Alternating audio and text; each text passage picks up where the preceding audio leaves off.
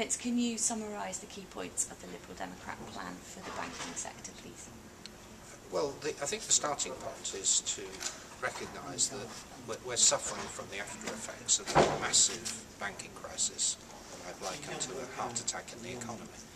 And it stems from mistakes that were made in the run-up under both Conservative and Labour governments, things that we criticised many years ago and warned about: reckless lending in the mortgage market, the demutualisation of the building societies, the neglect of the Cruikshank report warnings about banks pursuing very high profits when they're underpinned by the taxpayer. But we're now where we are, and what I was focusing on today were the key priorities going forward.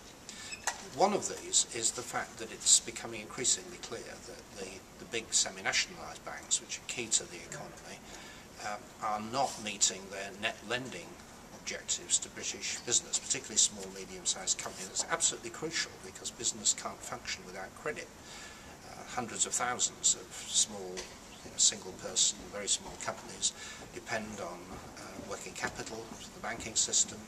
We've lots of anecdote, and we've got now detailed documentary evidence from the Bank of England, from the various business federations, that they've been starved of capital.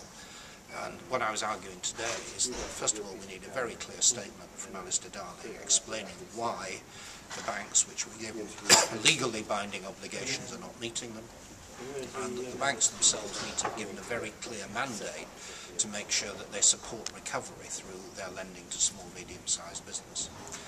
Second subject area, I reiterated the arguments that the Liberal Democrats have made over a long period of time now in support of the Governor of the Bank of England and others, that it is simply dangerous to have banks that are too big to fail, and the only sensible, practical way of doing it is to break them up, and that's controversial because there's a lot of resistance in the banking community to doing that.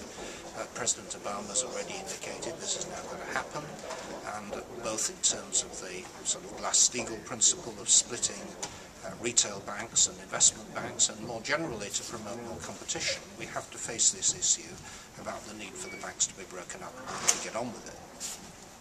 Thirdly, I talked about the time horizon over which the nationalised banks, semi-nationalised banks, have got to be returned to private ownership. This will happen eventually. I'm very concerned about Mr. Osborne raising the ante, giving the impression that shares can be sold off quickly and cheaply in the short run. This cannot happen.